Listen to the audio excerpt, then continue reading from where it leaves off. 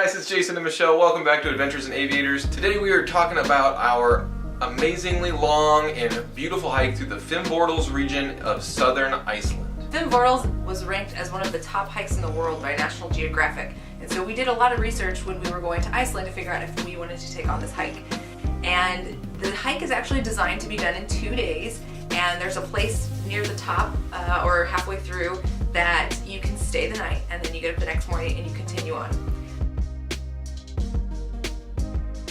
But I also read about doing this as a one-day hike. And I'm not really a 2-day hike kind of person, so I was really interested in seeing if we could do it in 1 day. And the answer is yes, you can. However, you just need to be aware of what you've gotten yourself into, and just know that it's going to be very, very long and quite painful at the end.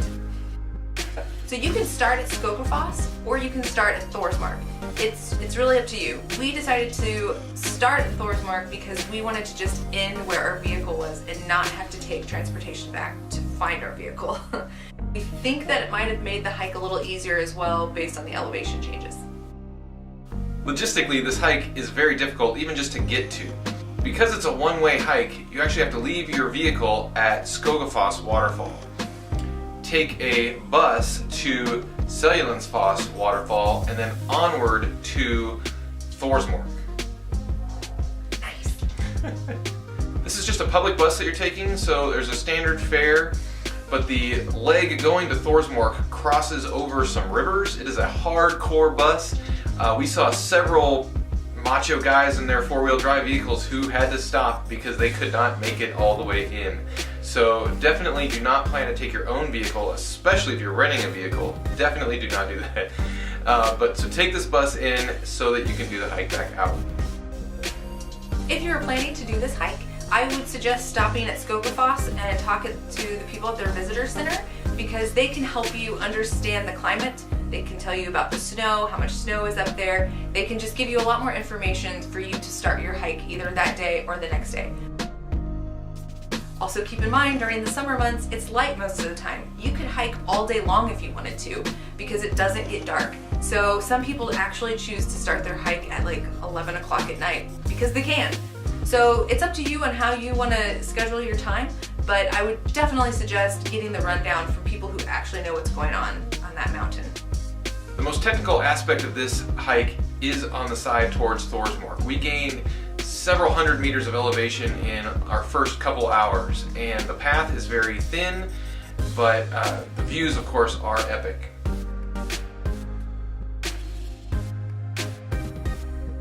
As we continued on, we saw more and more people looking at us like we were a little bit nuts to try this in one day, especially once we got into snow. And this was in late June, and there was still snow at the top of the volcano for a couple kilometers. And they did warn us about this beforehand, but so we knew that it was coming. But prepare for that. Make sure you've got all of the essential equipment necessary to keep your feet dry, stay warm enough, and be prepared for all weather, because in Iceland the weather can change like that. So on the descent, there's a river that has lots of waterfalls, and they're all different, they're all beautiful, and it made it a really lovely and peaceful way to take those last painful steps down the mountain. Because let me tell you, by the end it took us about 9.5 hours, and those last steps, my knees felt like they were gonna fall off. Can't say 9.5 hours when I called it at 9 hours and 15 minutes. Well, some of us took longer. No, that was the thing, is when did everybody arrive back in the car? It was 9 hours, 15 minutes. I called. Thank you very much. Some of us remember that because we're winners.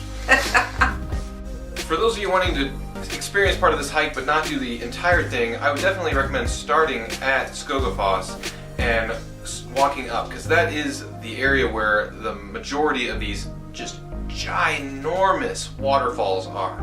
And if you just went in a couple hours, you would see probably about a dozen different massive waterfalls from the same river. It's just absolutely unbelievable, and I've not seen anything quite like that in my life. So you could just do it as an out and back with your vehicle there at Skogafoss.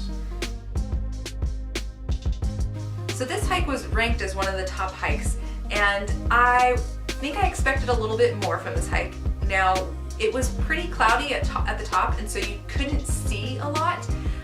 You could kind of see where the volcano was, and it most recently erupted in 2010.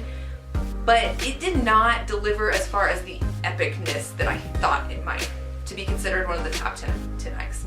So I actually preferred our hike on Glimmer, which is also in Iceland, and we did a video about that one as well. I preferred that one more than this one. I'd be curious to know what other people thought about that and their experience, but I thought that Glimmer was a better hike and more beautiful than this hike. So if you're planning to do this hike, definitely take all the gear, pack all of the snacks, all of the food, I mean meals. This is a hardcore hike. We were pretty dumb in the fact that we did not have poles, and that would have saved us a lot of pain on the downhill coming back towards Skogafoss.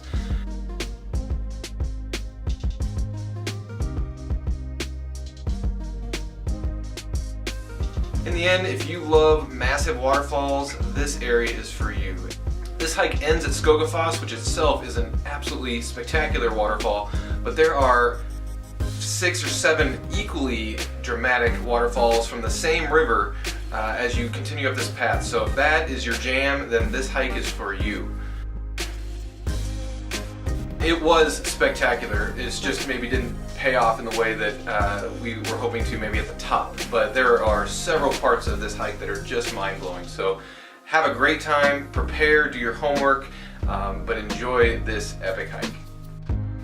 If you haven't subscribed, you can do that right over there. We love taking epic day hikes and traveling all over the world, period. So stay up to date with all of our latest videos. We'll see you next time. Period. Hair fluffing, hair fluffing. We need a fluffer here. Quit crowding me. Look at your space. It's Jason and Michelle. I'm gonna look at the camera this time. Come on. There is a river. So on the descent, there's a